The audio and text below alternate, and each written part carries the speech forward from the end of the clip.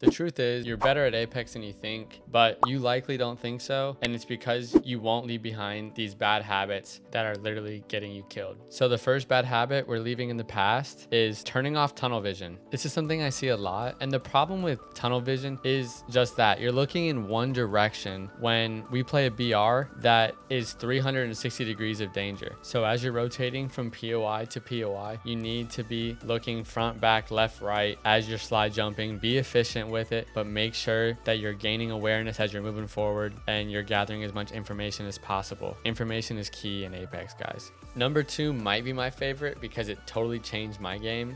And that's stop looking at your crosshair, look at your enemy, look at the target that you're shooting at, okay? This is a benefit for many reasons. And the first and probably the most important is you can track them. You're strafing more than likely. If you're not, that's another tip for free. You should be strafing when you're shooting. So the enemy is gonna be doing the same thing. You need to be able to see which way they're moving and to be able to track them so you can stay locked on them. Big importance, this one. And if you're not doing this currently, if you're still looking at your crosshair, or that's where you're focusing, you're trying to be too perfect, I promise you, once you switch and start focusing on the enemy instead, you're going to be winning more of your gunfights at a way higher percentage. That's guaranteed. This one kind of shocks me a little bit, and it's because we're in season 15 of Apex, almost 15 and a half, and people still don't know how to do this.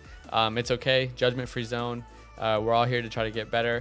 So like I said, no judgment, but not playing knockdown shields. This is a concept that even some of my friends that I play with haven't grasped yet, and I remind them every game. So it's a real head scratcher for me, but we're gonna go over it quickly just so everyone's on the same page. The first and obvious thing, it's great cover, like really good, especially if you're going against a controller player. For some reason, aim assist pulls down hard on the knocked player and not the guy that's still up. So to sum it up, it's great cover, it's good against roller players, and it moves. Please start using them. Here's a quick 1v3 that won me the game because I was playing knockdown shields. This next one probably gets you killed more than any other thing I'm going to tell you, and it's forcing a res, or better yet, trying to pick up your teammate when it's not an option. The first problem, and it's probably not the one that you're thinking, you lose an opportunity to learn or get better. Anytime that you're in a subpar situation, 1v2, 1v3, you need to look at it as not a bad thing, but a learning opportunity and a place where you can either succeed and clutch up for your squad or learn from and go back to the drawing board and figure out, well, what could I have done differently? You should only be going for a res if it's safe and it's not going to cost you your own life. Just because your teammate goes down doesn't mean your game's over. Be the reason why it's not. Honestly, I like situations that I get to clutch up. Just understand that you're not going to win every fight. The ones you don't win, just try to learn from. This next one's another one of those head scratchers, and it's running with your gun out.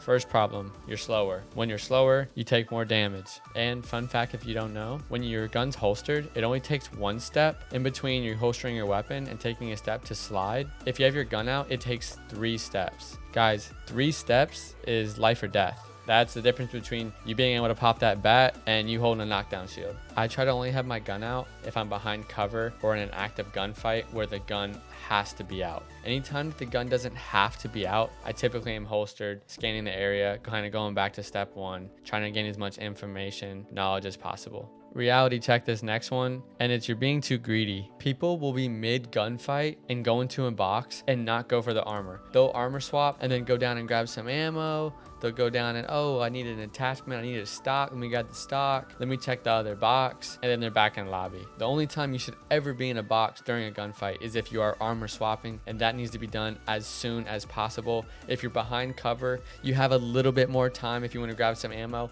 If you're hurting for it, if you just need the armor, just take the armor and get out of the box. I see this way too often, and you're literally just throwing away your life. While we're on the topic of armor swapping, if you have a blue armor and it's cracked and you go into a box and it's a white but it's full, please take the armor. I've seen it countless times where people will just be like, my armor is better, I'm not going to grab it, I'm going to just wait and heal. That is the wrong decision, my friend. If you're in the middle of a gunfight, you grab whatever you can and you turn around and start laying bullets.